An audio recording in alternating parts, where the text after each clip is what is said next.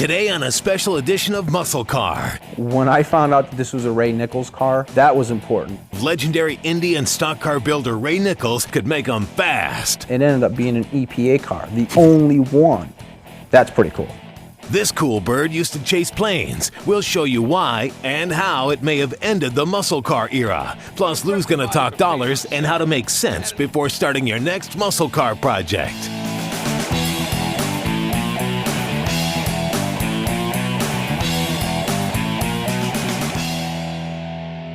You're looking at our next project. It's 40 years old, it's rough, and it's high on the endangered species list. In 1967, this LeMans sold for $2,600. The GTO cost only $300 more. Today, a decent GTO is hard to find and very expensive. So cloning one from a LeMans became very popular. In fact, it's really hard to find a LeMans that's still a LeMans. So we're gonna do our part to preserve history. We're gonna save this one. It wasn't tagged a true muscle car, but the 326 was no slouch. So we'll rebuild it. But the hood's from a GTO and it's gotta go. The rest of the car is pretty much intact and salvageable. Well, almost. We're gonna keep this thing about 90% original. But what's it gonna cost to do that? You need to know before you buy it. Otherwise, you may not finish it. And sometimes your passion and your checkbook just aren't good friends. So let's make a list. It all starts with the body. The top of the fender looks really good, but I gotta see what's under there. This wood screw isn't factory, neither is this anchor. But the metal's not bad. The rest of the rocker looks scary, but it's in surprisingly good shape. The doors are in great shape, and the hinges are rust-free. Got lucky here too. Now the rear quarter panels are a different story. Too much rust on top, and too much fiberglass below. Now this would scare a lot of guys off, but it's really not as bad as it looks. They repop this rear panel, and you can get a new rear bumper. As far as the taillights go, we're gonna have to check the catalog. The trunk pan's more like a colander, and the passenger side quarter speaks for itself. The door's in good shape. This fender's probably the best part of the whole car. The front bumper needs to be re-chromed, the grille we can save, and the headlight bezels need some metal work as well. And that's the major selling point. Almost all the trim is here. If you can't buy it, you can refurbish it. Inside, the seats are perfect. The carpet's rotten, the dash looks great, but there's a crack in the pad. Some panels are shot, but the liner is amazingly tight. Now that you've got your list, where do you get your parts from? YearOne is a good source, as well as some other specialty catalogs, but you may have to find a Pontiac-only salvage yard to get the hard stuff. 2 rear quarters in sections, $467. Wheel houses, $270. Rear floor pans, $128. Trunk pan, $385. Reconditioned rear bumper, $289. And the list goes on. Not every part for LeMans is repopped, like the hood, the taillights, the rear panel. You could use GTO parts, or you could get online and start looking for those good used ones. Right off the bat, we found several sites with enough used parts to build a car. Estimation for new and used parts, $4,055. We're gonna prep the body for paint ourselves, add another $2,500 to get it painted, and $1,000 for stuff we might have missed. That's gonna put us at just over $7 grand. Don't let that number freak you out. We could have spent more money and bought a nicer car and had a smaller parts list. But for my budget, the smaller investment up front allows me to buy the parts as I can afford them. Either way, 12 grand, you got one hell of a good looking car. We're gonna add up the prices for the suspension, engine, and rest of the drivetrain later on in the show. Coming up after the break, did a plane-chasing car built by legendary Indy and NASCAR builder Ray Nichels kill the muscle car?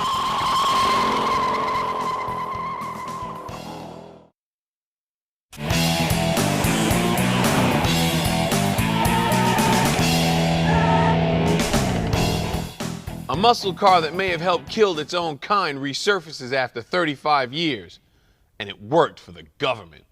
But to understand the car, you must first understand the man who built it. Back in the day, Ray Nichels was #1 when it came to building stock cars, but that didn't happen overnight.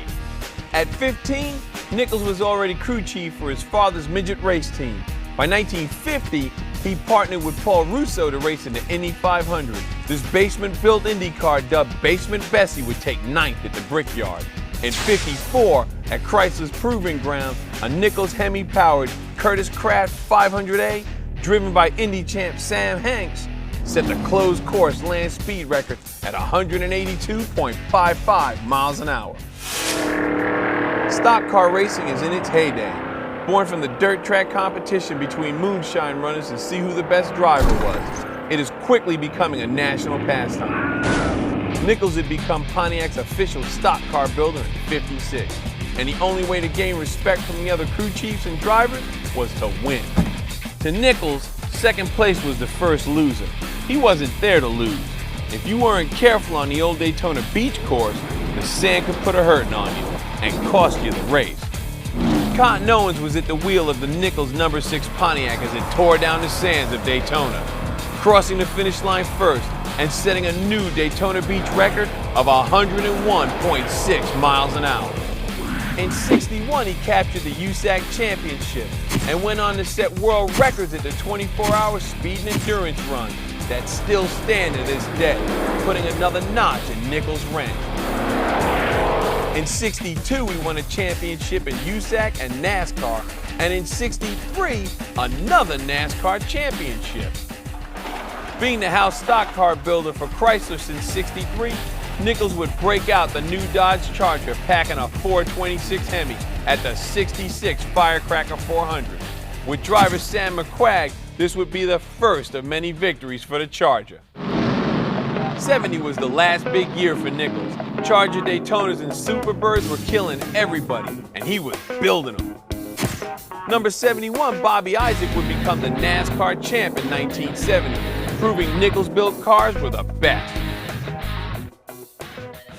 In 1972, Ray Nichels would build his final winged Mopar for a very unlikely client, the Environmental Protection Agency. More of that after the break.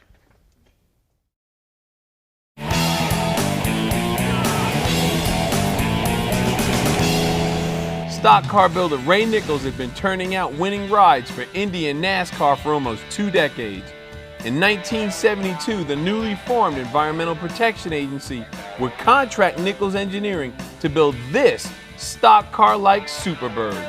Its purpose? The war on air pollution. Driving the car, John B. Moran, an EPA section chief of the Automotive and Stationary Emissions Research. He would use the car to collect data on particulates and emissions from automobiles and jet aircraft. The first steps were done at the Charlotte Motor Speedway, testing brake pads for asbestos and polyglass tires for harmful particulates. The final testing is done at Raleigh-Durham International Airport, sampling particulate emissions from jet engines. Moran had his doubts on how this test would work out. The first time I chased a jet, I did not know what was going to happen. I had made the calculations and I'd looked at the aerodynamics and the wind tunnel data from Chrysler, and it should work. According to Moran, there's actual footage of this car chasing a plane down the runway. But until we find that, this will give you a really good idea. The airliner would taxi onto the tarmac and then hold till the Superbird was in position. All instruments and sampling devices were double-checked on the car. The air suspension was engaged. By dropping the nose of the Superbird close to the ground, the chances of the turbine forcing winds under the car and blowing it off the tarmac were neutralized. Once everything was set, he informed the tower and waited. When Moran heard "cleared for takeoff," it was on. The pilot would let off the brake, Moran would let off the clutch, catapulting them both down the runway. Probes mounted in the nose of the car and on the top of the rear wing would capture particulates that were emitted from the jet. The data collected would tell just how much pollution was actually coming from the aircraft. So after that, I knew the car wasn't going to blow away. The EPA Superbird recently resurfaced on the internet, so we had to send a crew from MuscleCar to check it out. It was a winter morning when the MuscleCar crew arrived in Middlefield, Connecticut. This town is full of scenery and historical landmarks, grain mills, apple orchards, the Lyman Gunsight Factory, Lake Bessick, and of course, a rare Superbird. The E-Muscle Restoration Shop is where this Mopar had recently been spotted. Surrounded by different restored muscle cars, this Superbird was right at home. The car had been in Goldston, North Carolina, until E-Muscle owner Brian Chafee got a hold of it in the fall of 2006. It had undergone a factory restoration by a previous owner in the early 80s. And there were only two telltale items that told you what this car was: the EPA sticker on the windshield and the Nichels engineering plaque on the dash. Packing a 440, this Superbird originally came in Alpine white with a black vinyl top and a standard black interior. Some of the go-fast factory options included rebuilding a 440 so it could run over 100 miles an hour for up to 2 hours. A vacuum pump, a control gauge that operated the rear air suspension. Originally, it was an automatic on the column, but changed over to a heavy-duty 4-speed Hurst, and a NASCAR-style fuel cell was installed in the trunk. The dash was outfitted with a shift light, a decelerometer, and an aircraft transceiver radio. The custom exhaust pipes were designed so the test equipment wouldn't sample the car's own exhaust. It may not have been a full-blown stock car, but it was pretty close. If you don't believe this thing could fly, ask Officer Scott Halligan with the Middlefield PD. He had first-hand experience.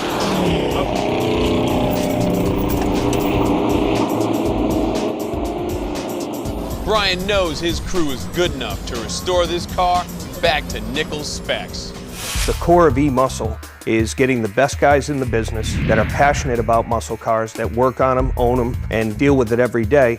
Nothing leaves here unless it's perfect because of the team that I have. When I found out that this was a Ray Nichels car and there was only 3 left, that was important. But on top of that, it ended up being an EPA car, the only one.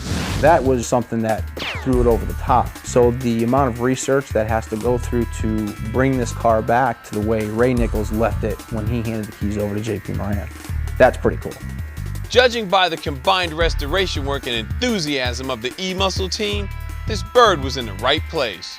By the time Moran completed his testing and analyzing his data, muscle cars were pretty much at the end, making this car a very likely suspect. Now it's time to see if this was the car responsible for killing all the muscle cars. Only one man can tell us that. The way to look at the issue of the relationship of the car with lead and gasoline told us that particulate emissions from mobile sources could constitute a serious public health threat. So the car was a growth of that knowledge to the extent that we wanted to evaluate other mobile sources and stationary source emissions for particulate material. So while lead got banned, the hue and cry of the impact on the automotive industry was long and loud, and the basic work that I did led to that. It takes time, but things are a lot better now than they were then. This Superbird helped kill the muscle car, all in the name of the environment. It forced the oil companies and auto manufacturers to start producing cleaner burning fuel and efficient modern muscle. It just took longer than anyone expected. The restoration is underway, and MuscleCar will be there for a special test drive when it's done. If you had the opportunity to run that car one more time down a tarmac and chase a jet aircraft, would you do it again? If conditions were right, I would do it. That'll be really cool when that happens, but I gotta get back on my list for the Le Mans, and we'll do that after the break.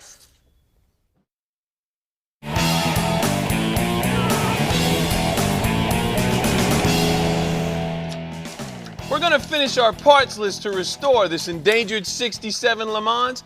To this point, the tally for the interior and body was just under $7 grand. Now we're gonna do the same for everything that makes it go. Our plan is to rebuild this stock 326.